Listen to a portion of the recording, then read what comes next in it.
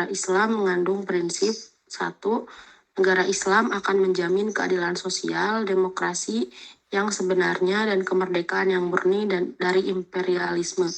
Yang kedua, Islam dan pemerintahan Islam adalah fenomena ilahi yang penggunanya menjamin kebahagiaan hidup manusia di dunia dan akhirat. Ketiga, pemerintahan Islam merupakan sesuatu yang penting, seperti dinyatakan oleh Imam Al-Ridho bahwa tidak logis kalau Tuhan yang maha tinggi dan bijaksana membiarkan rakyatnya atau makhluknya tanpa mendapat petunjuk atau pelindung. Kebijakan Tuhan tidak bisa dibatasi hanya dalam ruang dan waktu tertentu.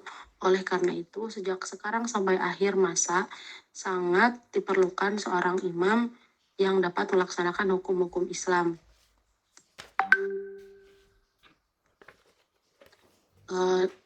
Lalu selanjutnya, sebuah sistem pemerintahan yang mengamalkan hukum Tuhan dengan memperoleh pengawasan dari para ahli hukum Islam akan mengungguli semua sistem pemerintahan yang tidak adil yang ada di dunia ini.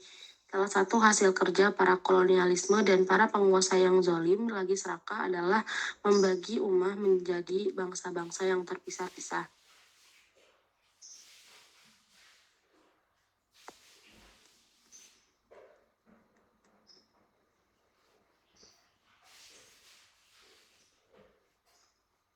Syiah memiliki doktrin tentang kepemimpinan sebagaimana pandangan Toba-Tobai adalah 1. Imamah itu dikaruniai oleh Allah. Kedua, imam harus maksum dengan ismah. Ketiga, bumi yang di dalamnya ada kehidupan manusia tidak akan kosong tanpa seorang imam pembawa kebenaran. Keempat, imam itu ditetapkan oleh Allah. Kelima, perbuatan manusia tidak tersembunyi dari ilmu imam. Keenam, imam harus mengetahui seluruh apa yang dibutuhkan oleh manusia dalam kehidupan dunia dan akhirat. Ketujuh, mustahil ditemukan di antara manusia yang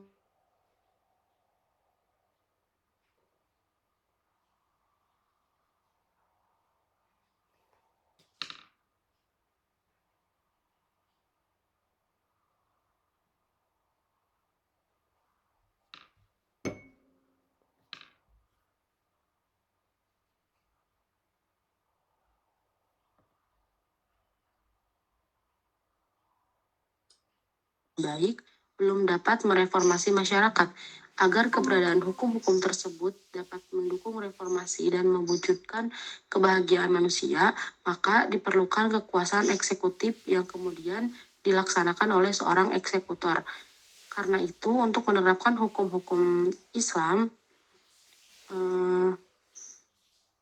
untuk menerapkan hukum-hukum aturan syariah yang tertulis itu, Allah telah meletakkan bentuk pemerintahan yang dilengkapi oleh institusi eksekutif dan administratif. Untuk penjelasan, penafsiran atas akidah, hukum-hukum Islam, serta penegakannya, Rasulullah SAW membentuk institusi eksekutif dan administratif. Menurut Al-Zuzarni, mengangkat imam atau kepala negara termasuk di antara maslahat kaum muslimin yang paling sempurna dan yang paling agung. Sebab ada beberapa kewajiban agama yang memerlukan intervensi kepala negara, seperti memobilisasi tentara dalam jihad dan menegakkan hukum pidana. Kehadiran seorang pemimpin itu diperlukan untuk mencegah kezaliman dan melerai perselisihan di antara manusia. Jika tidak ada imam, maka akan muncul anarkis.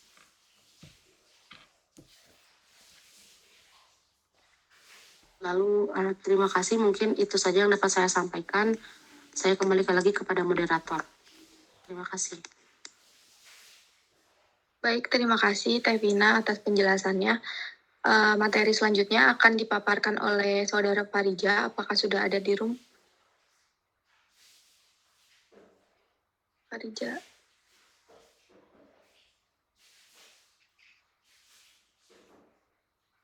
Belum ya? Mungkin akan dijelaskan oleh Saudara Bayu. Saya persilahkan.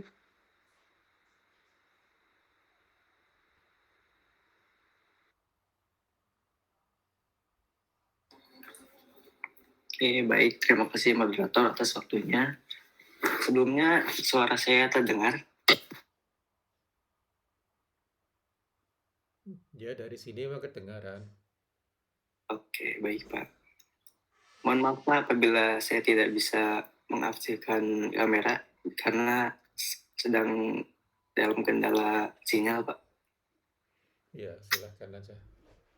Oke, baik. Tugas kepala negara dalam Islam perspektif Syiah adalah pertama, yaitu melaksanakan hukum-hukum Islam yang bersandarkan pada kekuasaan pemimpin penguasaan Islam. Kedua, pelaksanaan dan penguatan aturan hukum Islam yang meliputi seluruh perintah hukum dan tugas-tugas fakih yang harus mengerahkan segenap kemampuannya untuk menjamin aturan Islam seluruhnya berlaku pada segenap urusan umat Islam. Kemudian yang ketiga, menegakkan amar ma'ruf nahi munkar yang pada tingkatnya yang lebih tinggi menjadi perhatian pemimpin Islam. Keempat, berhijab dan berjuang melawan kaum kafir yang berarti bertahan melawan dan juga menyerang mereka. Sedangkan tujuan negara Islam menurut pandangan Syiah adalah untuk memuliakan agama Islam, menciptakan kemakmuran bagi rakyat, melindungi keselamatan masyarakat, dan menegakkan perintah-perintah Allah di muka bumi. Pemimpin negara tidak berlaku kasar, tidak bersikap zalim.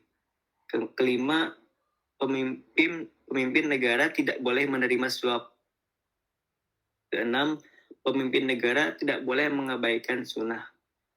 Wilayah al-faqih dalam bahasa Arab atau wilayah faqih dalam bahasa Persia berarti perwalian hakim. Ketika pada tahun 1979 Khomeini mulai berkuasa dan menjadi hakim tertinggi dalam seluruh aspek pemerintahan Iran.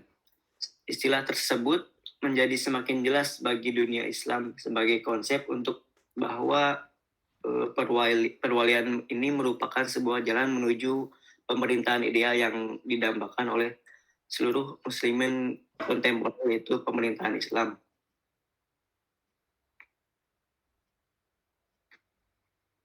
Kemudian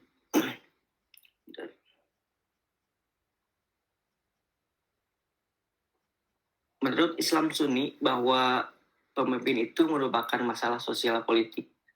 Seorang pemimpin dapat dilihat dari dan oleh masyarakat yang kemudian dibaiat oleh masyarakat pemilihnya. Sebagaimana manusia lainnya, pemimpin itu dapat juga berbuat kesalahan karena dia bukan nabi dan bukan orang suci. Sedangkan kalangan Islam Syiah berkeyakinan bahwa imamah itu menjadi bagian dari rukun imam. Imam adalah penerus nabi, oleh karena itu sebagaimana nabi para imam juga mempunyai sifat maksum, yaitu terjaga dari berbuat dosa. Semua imam dalam Syiah mempunyai garis keturunan dengan Ali bin Abi Thalib, itu saudara sepupu Nabi sekaligus sebagai menantu Nabi Muhammad.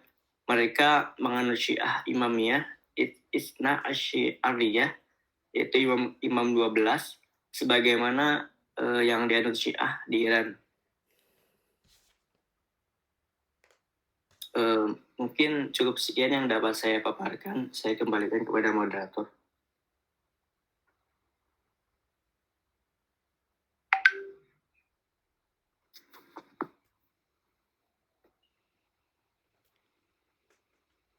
Baik, terima kasih kepada Saudara Bayu. Mungkin untuk materi kita hanya segitu ya, teman-teman. Mohon maaf karena dari kelompok kita juga Farija berhalangan hadir. Mungkin dilanjutkan kepada sesi diskusi selanjutnya dari teman-teman. Apabila ada pertanyaan terkait materi ini, saya persilahkan. Izin bertanya boleh? Iya, silakan. Ingin bertanya kepada penyaji. Saya ingin menyajikan pertanyaan. Apa argumentasi dari pengangkatan imam selain berdasarkan penetapan dari Rasul menurut Syiah? Mungkin itu aja yang ingin saya tanyakan, Bu Moderator. Ya, baik. Terima kasih. Ya, pertanyaan kedua, Teh Alivia. Terima kasih moderator telah mempersilahkan saya. Yang ingin saya tanyakan itu apa kepentingan imam saat meninggal Nabi? Sekian, terima kasih. Baik, terima kasih Teh Alivia, dapat dipahami. Pertanyaan ketiga mungkin ada di room chat dari Teh Estri. Saya persilahkan.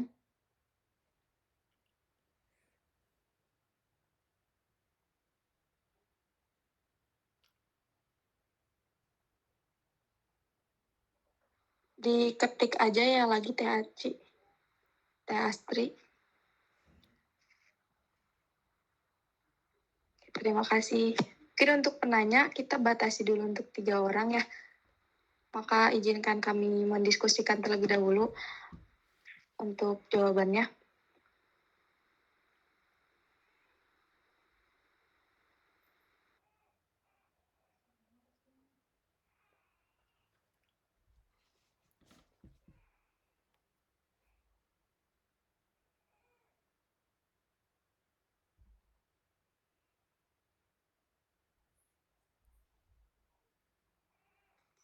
Moderator izin menjawab pertanyaan Abdullah. Iya Teh, silakan. Baik, tadi pertanyaan Abdullah adalah argumentasi orang Syiah dalam hal pengangkatan iman itu selain berdasarkan penetapan oleh Rasulullah, itu juga didasarkan apa gitu kan. Nah, selain berdasarkan penetapan oleh Rasulullah yang didasarkan pada beberapa hadis, itu juga menggunakan argumen rasional. Menurut mereka itu eksistensi imam sangat penting dan merupakan bagian dari keimaman. Oleh karena itu, Nabi Muhammad yang diutus sebagai pembawa rahmat bagi seluruh alam ini mustahil membiarkan umatnya berselisih dan bersengketa. Dengan demikian, menjadi sangat logis apabila Nabi Muhammad sebelum wafat sudah menentukan dan menetapkan penggantinya, yang dianggap mempunyai kemampuan untuk menyelesaikan perselisihan dan persengketaan yang terjadi di antara umat dan mampu melanjutkan tugas-tugas kenabian.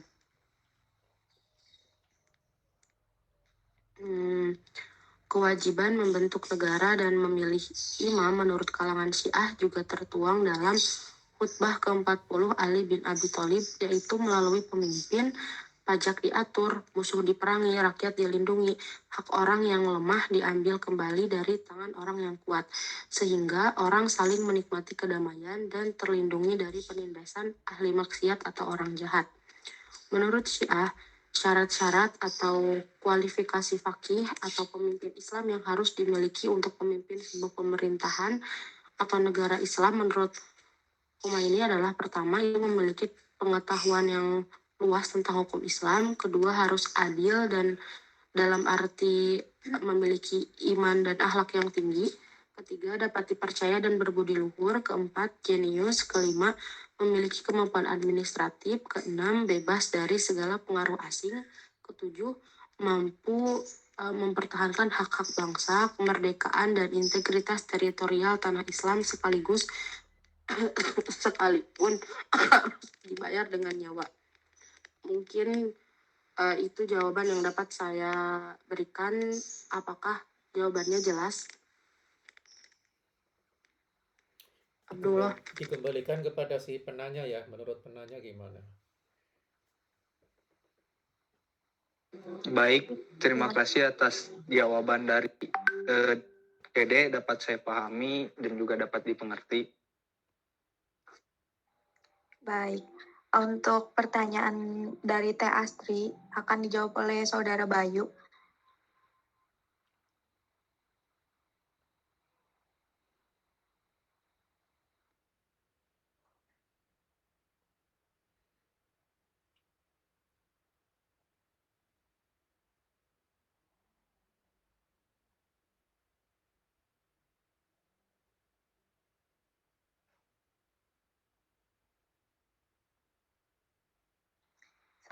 Saudara Bayu, apakah masih ada di room?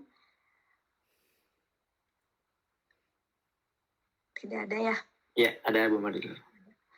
Ya, enggak. Baik, terima kasih moderator atas waktunya.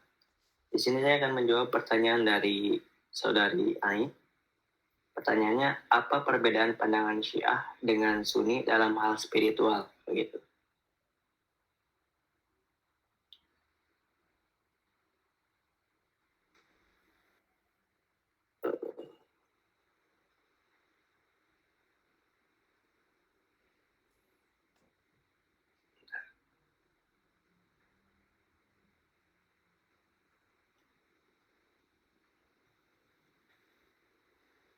Menurut keyakinan orang-orang Syiah, bahwa imamah itu bukan hanya lembaga politik, tapi juga lembaga agama dan spiritual. Imam bukan saja pemegang otoritas politik, tetapi juga otoritas agama sebagai marja bagi umat dan pelanjutan risalah Allah, atau membawa misi suci meneruskan tugas-tugas Rasulullah SAW. Oleh karena itu, seorang imam haruslah sama kualitasnya dengan nabi ataupun mendekati nabi begitu.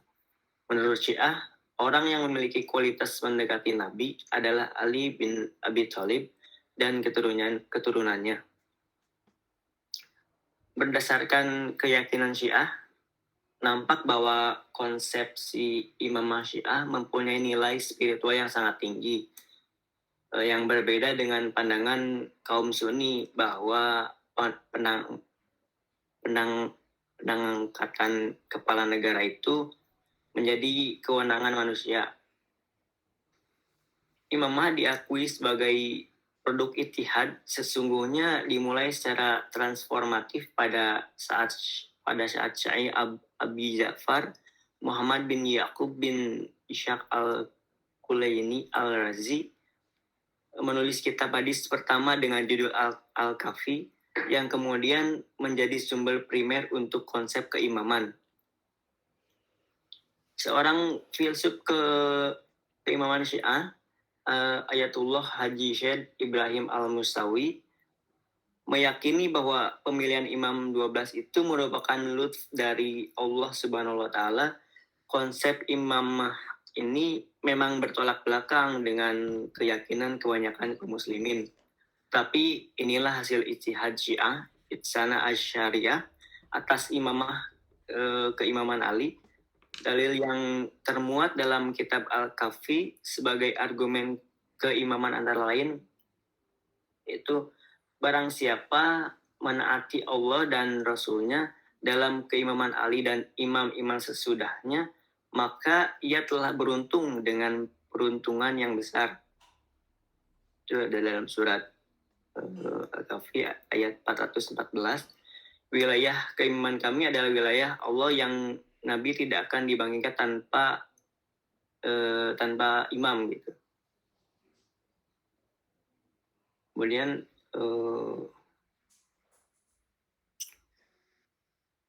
imamah adalah jabatan fungsional seseorang imam yang berfungsi sebagai pemimpin religio politik seluruh komunitas muslim yang dipercaya Tuhan untuk melaksanakan amar ma'ruf nahi mungkar untuk menjalankan perintah-perintahnya.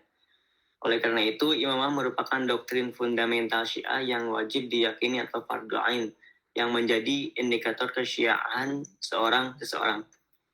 Kaum Syiah meyakini bahwa imam merupakan sumber hukum dan undang-undang. Mungkin segitu yang dapat saya berikan jawaban. Bagaimana menurut Astrid? Sudah puas? Iya, cukup. Makasih. Oke, terima kasih. Saya kembalikan kepada moderator. Terima kasih Saudara Bayu. Untuk pertanyaan dari yang ketiga dari Teh Alivia, mungkin akan coba saya jawab bagaimana tugas imam sepeninggal Nabi. Bahwa Rasulullah kan itu membentuk institusi eksekutif dan administratif. Nah, beliau dengan cara ini beliau membentuk negara Islam gitu. Nah, di situ beliau tidak hanya mengajarkan hukum, tetapi juga menerapkannya dengan cara contohnya seperti memotong tangan pencuri, mencambuk, dan merajam. Nah, kemudian setelah Nabi wafat, para penerusnya ini para penerus kepemimpinannya ini juga harus melanjutkan atau melaksanakan tanggung jawab yang sama. Karena yang seperti kita tahu bahwa Nabi adalah Rasul, khususnya adalah pemimpin yang paling baik untuk dicontoh, maka hal-hal baik tentunya harus tetap dilaksanakan. Maka tugas imam adalah mengeksekusi dan menegakkan institusi yang sudah dilaksanakan atau dijalankan oleh Nabi sebelumnya.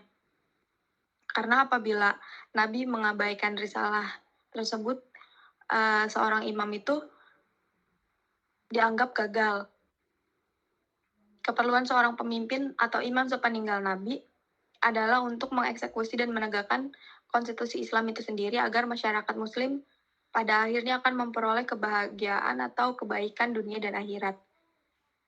Nah, pandangan kelompok Syiah ini bahwa keberadaan kekuasaan legislatif hanya sedikit memberi manfaat, bahwa kekuasaan legislatif tidak dapat menjamin terwujudnya kebaikan bagi manusia gitu. Karenanya itu diperlukan kekuasaan eksekutif yang akan kemudian melaksanakan hukum dan keputusan yang telah ditetapkan oleh pengadilan. Begitu mungkin menurut pandangan saya, apakah bisa diterima atau mau menyanggah? Ada yang mau menyanggah? Terima kasih Bu Moderator. Cukup. Baik, 3 pertanyaan telah terjawab ya Pak. Bagaimana ditutup aja atau ada lagi teman-teman yang mau memberikan pandangannya atau sanggahannya barangkali? Iya, kalau Bertanya memang, masih bisa moderator. ya silahkan kalau memang masih ada pertanyaan. Baik, silahkan Aksal. Baik, terima kasih moderator. Yang pertama saya mengucapkan terima kasih juga atas penjelasan dan jawaban atas pertanyaan yang telah diajukan tadi. Sebenarnya sudah lumayan, beberapa pertanyaan itu sudah lumayan terjawab gitu ya. Yang saya ingin tanyakan itu, dari kalangan Sunni ataupun Syiah kan memiliki ciri khas dalam pandangan ketatanegaraan begitu ya. Apakah dalam pemberlakuan negara kita sebagai negara kesatuan Republik Indonesia itu sebenarnya ada tidak yang menerapkan beberapa ciri khas dari pandangan kedua kalangan tersebut? Apakah memang ada sebagian ataupun ada hanya beberapa bagian saja yang diterapkan?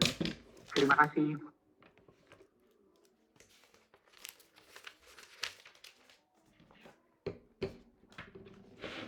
Baik, terima kasih pertanyaannya Aksal. Teman-teman kelompok 7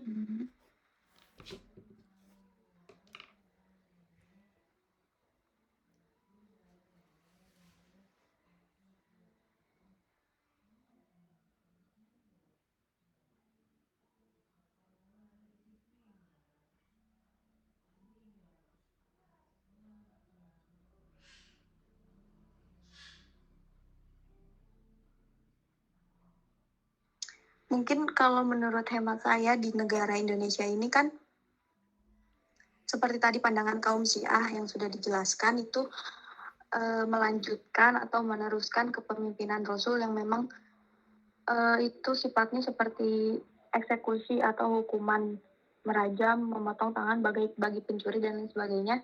Itu mungkin ditetapkan di daerah Aceh ya, kalau di Indonesia. Itu hanya jadi tidak semua daerah di Indonesia menerapkan itu gitu. Cuman itu bisa itu terlihat di daerah Aceh itu memakai pola-pola yang seperti itu gitu. Mungkin itu sih menurut hemat saya. Teman-teman kalau ada yang ingin menambahkan dipersilahkan. Baik, terima kasih moderator atas jawabannya. Berarti kalau kita melihat apa yang terjadi di Indonesia sekarang itu berarti penerapannya itu lebih kepada bagaimana penerapan hukum-hukum yang diterapkan seperti oleh Rasul begitu ya. Contohnya kalau di negara kita seperti ada konun dan perda-perda syariah begitu mungkin ya. Iya begitu, Aksal. Ya, terima kasih moderator atas jawabannya. Baik, bagaimana teman-teman ada yang masih kurang atau ingin menyanggah?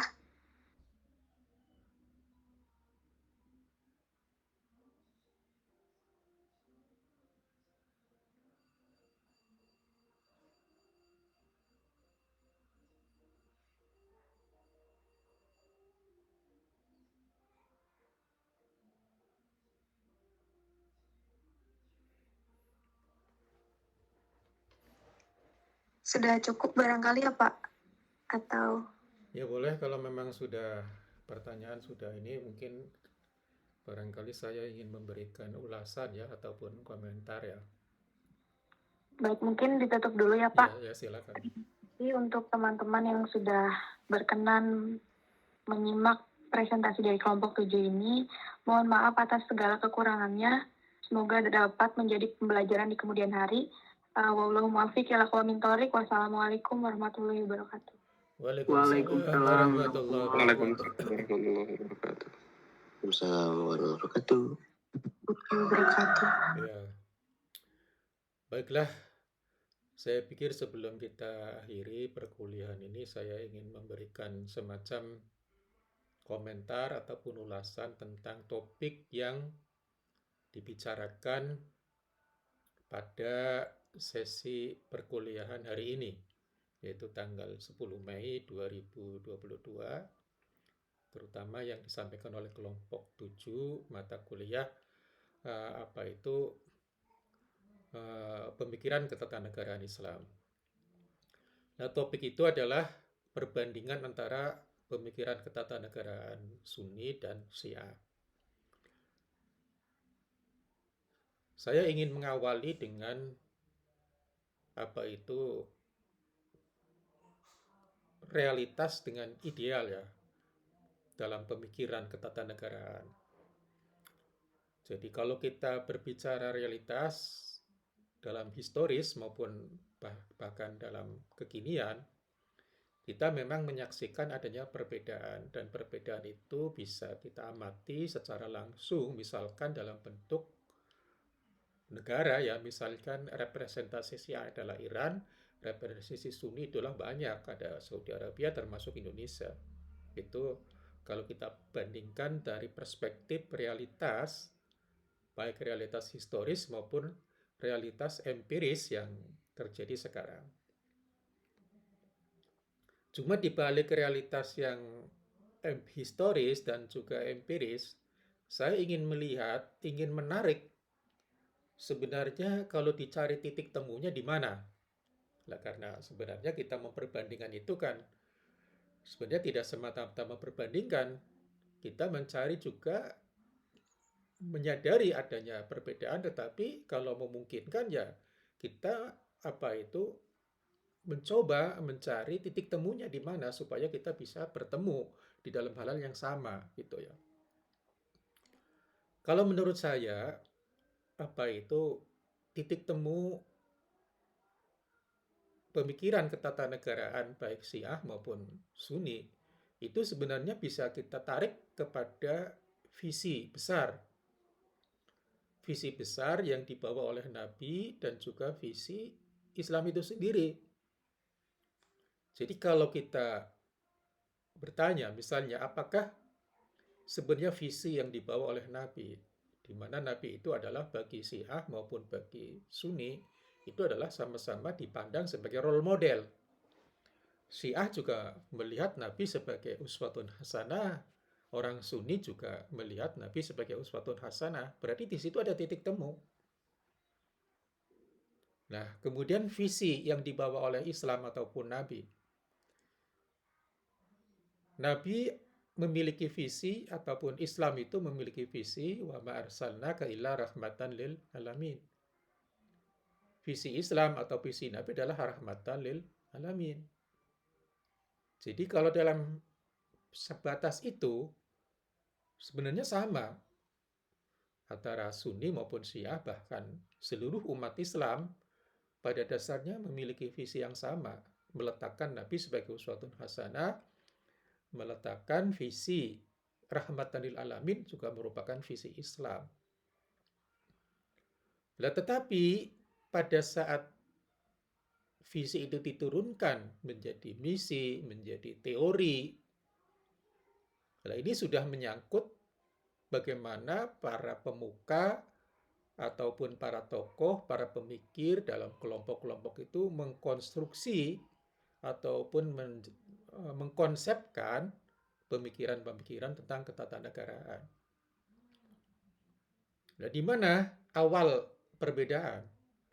Awal perbedaan antara Sunni dengan Syiah sebenarnya bisa ditelusuri pada saat dihadapkan pada pertanyaan apakah kepemimpinan Nabi di Madinah itu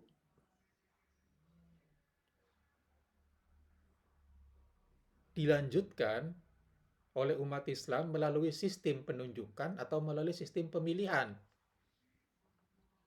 Jadi Sunni maupun Syiah sebenarnya mengakui ada peran dari Nabi Muhammad bahwa beliau juga di samping sebagai Nabi punya peran juga sebagai pemimpin masyarakat.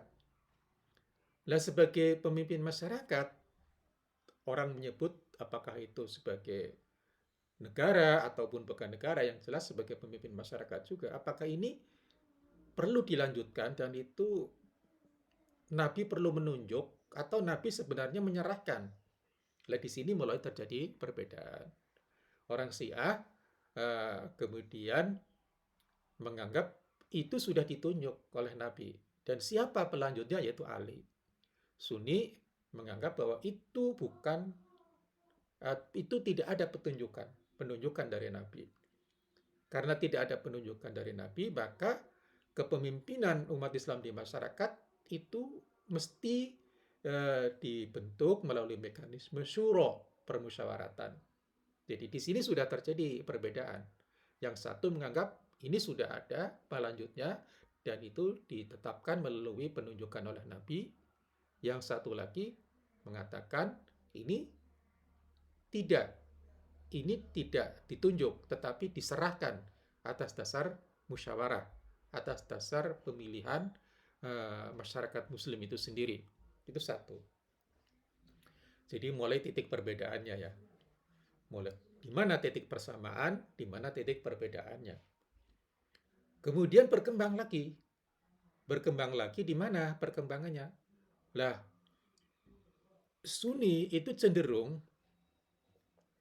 melihat kepemimpinan itu bukan bagian dari akidah.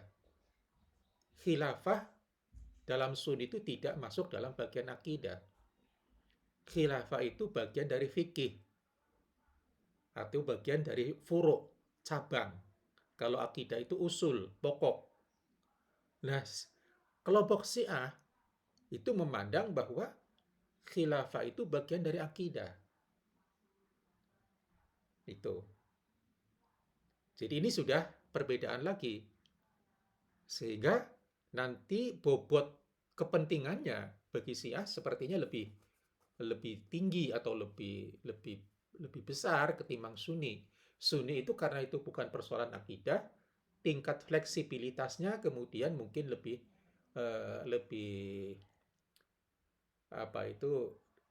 diberi porsi yang lebih di situ untuk fleksibilitas. Toh itu bukan persoalan akidah, persoalan duniawi yang bisa katakanlah bisa dikompromikan, bisa direvisi dan juga bisa direkonstruksi ulang dan sebagainya. Nah, kalau menjadi urusan akidah itu bisa menjadi lain, itu keyakinan gitu ya. Itu menjadi lebih. Nah, kemudian ada perbedaan. Nah, karena itu adalah urusan duniawi di kalangan Sunni melalui proses pemilihan terpilihnya, maka dari awal orang Sunni dalam sistem ketatanegaraannya, pemikir-pemikir Sunni tidak ada yang memandang seorang imam itu memiliki tingkat kemaksuman. Jadi konsep maksum itu menjadi pembeda. Bagi Sunni seorang pemimpin itu boleh salah, boleh dikritik, boleh diganti dan sebagainya. Nah, di kalangan Syiah seorang imam itu maksum dan karenanya tidak boleh dikritik dan tidak katakanlah tidak boleh diganti. Karena itu sudah merupakan petunjuk. Lah mengapa pemimpin itu perlu ditunjuk oleh Nabi? Nabi ditunjuk oleh Tuhan. Lah itu tadi ada filosofi yang kemudian dikembangkan di kalangan Syiah namanya filosofi kasih sayang, al-lutfu. Alasannya itu bentuk dari kasih sayang Tuhan. Karena Tuhan itu tidak mungkin membiarkan umatnya itu tersesat tanpa adanya pemimpin. Sebagaimana Tuhan itu menunjuk Nabi, maka setelah tidak ada Nabi, umat Islam itu mesti terus ada pemimpin yang membimbingnya. Nah, kalau tidak ada pemimpin yang membimbingnya, berarti Tuhan itu tidak sayang terhadap umatnya. Jadi kira itu logika berpikirnya seperti itu. Jadi adalah perbedaan-perbedaan yang kemudian melahirkan beberapa perbedaan dalam mengkonseptualisasikan sistem ketatanegaraan. Nah, karena tadi dari sisi ilmu ketatanegaraan, dari sisi konsep ketatanegaraan dalam Islam, ilmu ketatanegaraan itu adalah ilmu yang terus dinamis dan berkembang, maka sebenarnya baik di kalangan Sunni maupun di kalangan Syiah, ketatanegaraan itu akan terus berkembang dan tidak tunggal.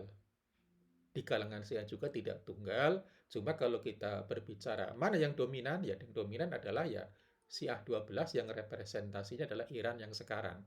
Meskipun di kalangan Syiah itu adalah tidak tunggal. Barangkali itu saja untuk